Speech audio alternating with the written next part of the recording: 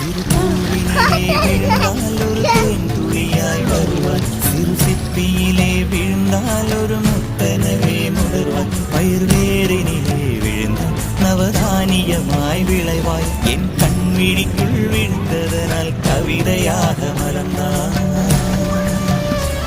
அந்த இயற்கை என்னை படைத்தான் ஒரு பெரிய ஷவர் இது,